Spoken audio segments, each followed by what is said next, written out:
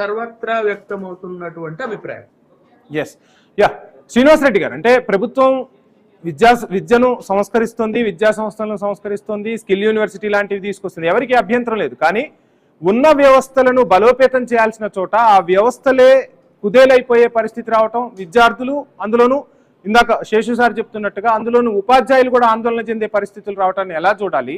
అందులో విద్యాశాఖ మంత్రిగా ముఖ్యమంత్రి ఉన్నప్పుడు విదేశాల నుంచి యూనివర్సిటీలను ఇక్కడికి తీసుకొస్తున్నప్పుడు మన విద్యను ఇంకా బలోపేతం చేయాల్సిన సమయంలో బలహీనపరిచే ప్రక్రియ జరుగుతుందనేది రాజకీయ పార్టీలను కాసేపు పక్కన పెడితే విద్యావేత్తల నుంచి కూడా వినిపిస్తున్న విమర్శగా ఈ విమర్శను ప్రభుత్వం పరిశీలిస్తుందా? జీవో 97 పై ఒక నిర్ణయం తీసుకోబోతుందా? సమీక్ష చేయబోతుందా? గుడ్ ఈవినింగ్ అండి. ఐ న్యూస్ ప్రజానికానికి, వంశీ గారికి, రామ్మూర్తి గారికి, శేషు గారికి, మహేష్ గారికి. మనం చాలా స్పష్టంగా చూసాము, జీవో నెంబర్ 97 అనేది ఏదైతే ఉందో అది విద్యార్థులకు, పాలిటెక్నిక్ విద్యార్థులకు కానీ, ఇండస్ట్రియల్ ట్రైనింగ్ ఇన్స్టిట్యూట్ ఐటీఐ విద్యార్థులకు కానీ, అడ్వాన్స్డ్ ట్రైనింగ్ టెక్నాలజీ ఎవరైతే ఉన్నారో వాళ్ళకి, ఏటీసీ విద్యార్థులకు అందరికి కూడా ఎంతో ఉపయోగకరమైంది. ఈ మూడింటిని ఒకే గొడుగు కిందకి తీసుకొచ్చే ప్రయత్నమే శక్తి, SHA KTA, అంటే skill, human capacity and knowledge training institute అని ఒక కొత్త దాన్ని పెట్టి దీని పరిధిలో తీసుకొస్తున్నారు. ఇది కొత్త సీసాలో పాత సార తప్ప ఎక్కడ కూడా మారట్లేదు, ఇది చాలా స్పష్టం. దీన్ని బీఆర్ఎస్ వాళ్ళు ఏదైతే వాళ్ళు బీజేపీ వాళ్ళు కావాలనే విద్యార్థులు రెచ్చగొట్టి రాజకీయాలు చేసుకోవాలని పబ్బం గడుపుకోవాలని చూస్తాం తప్ప ఎలాంటిది లేదు.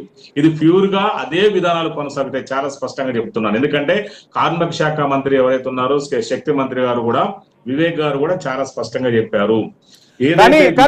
శ్రీనివాస్ గారు ఒక చిన్న సబ్మిషన్, మీరు చెప్పిన దానికి కొత్త సీసాలో పాత సారాయి. ప్లీజ్ నేను చెప్పలేదు ఆర్గ్యుమెంట్. దీని ఏంటంటే పబ్లిక్ కి మనము చెప్పాల్సిన బాధ్యత నాకు. నేను అందుకోసం మీకు సమయం ఇస్తాను. ఒక్క నిమిషం, డెఫినెట్ గా. ఎందుకంటే ఇప్పుడు శేషు గారు చాలా చెప్పారు, నేను కూడా చెప్పాను కదా పార్టీ తరఫున. నేను కూడా ఎందుకంటే వరంగల్ సుబేదార్లోనే LLB LLM PhD university college చేశాను వరంగల్లోనే. ఈ రోజు అక్కడే కదా గొడవ జరిగింది, సుబేదార్ పోలీస్ స్టేషన్ పరిధిలో కదా. ఇది హరీష్ రావు గారు కానీ, రామచంద్రరావు గారు కానీ వాళ్ళ రాజకీయ పబ్బం గడుపుకోవడం కోసం విద్యార్థులు పాపం వాళ్ళ ఇంటర్మీడియట్, వాళ్ళ చిన్నపిల్లలు, వాళ్ళ ఇంటర్మీడియట్ ఏజ్ ఉన్న వాళ్ళని వాళ్ళు రెచ్చగొట్టే ఉద్దేశం తప్ప ఏమీ లేదు. ఇలా నేను చాలా స్పష్టంగా చెప్తున్నాను. సమస్యలు మీకు చదువుకుంటే తెలుస్తుంది కదా.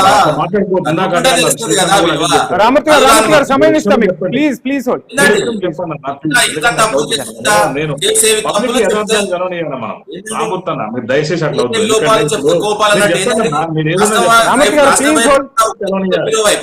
టక్కర్ దొంగల మీరు నిన్ను చంద్రుడు ఏడుదండి అసలు మీరు ఏమనండి అన్న, మీరు ఏం చెప్తున్నారు అంటే గవర్నమెంట్ జీవో నెంబర్ 97 మీరు రాష్ట్ర ప్రజలు ఎటుంటే ముఖ్యమంత్రులు కానీ పాలకులు కానీ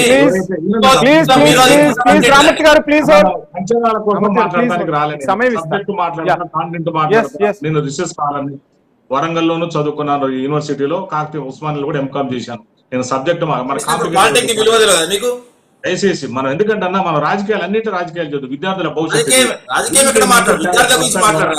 వంశీ గారు చాలా స్పష్టంగా ఏంటంటే ఇది కొత్త సీసాలో పాత సార్ తప్ప ఎలాంటి మార్పులు చేర్పులు జరగలేదు. ఇది ఏంటంటే ఒకే గొడుగు కిందకి తీసుకొచ్చే ఉద్దేశమే.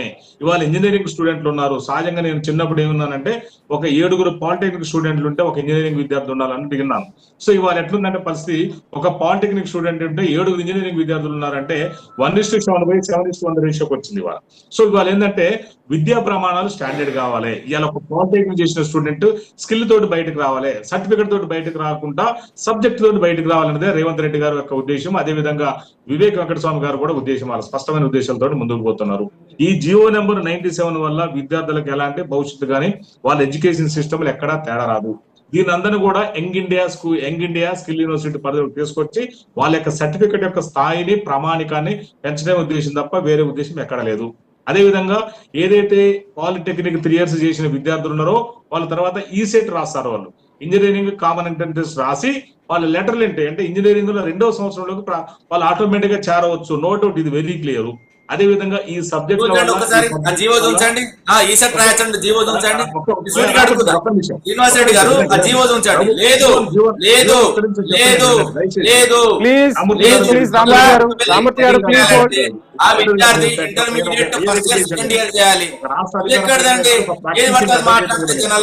మీరు చెప్పాలి, మీరు పబ్లిక్ మీరు వచ్చేప్పుడు చెప్పండి. నేను ఒక ప్రాక్టీసింగ్ అడ్వకేట్ ని, లాలో గోల్డ్ మెడల్ డాక్టరేట్ తీసుకున్నాను, అయితేనండి స్టూడెంట్ ని.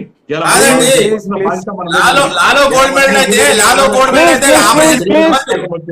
లాలో గోల్డ్ మెడల్ లేదండి, సంబంధం లేకుండా మాట్లాడారు. అరే లా వేరు, పాలిటెక్నిక్ వేరు. రామూర్తి గారు వినండి, మీరు మాట్లాడంటే మీరు మాట్లాడుకోండి, మీ ఇష్టం. మరి నేను వెళ్ళిపోతాట పద్ధతి కాదు ఇది. రామూర్తి గారు ప్లీజ్ శ్రీనివాస్ గారు మీకే సమయం ఇస్తాను. శ్రీనివాస్ గారు మీకే సమయం ఇస్తాను. తీసుకుందాం. Stay tune.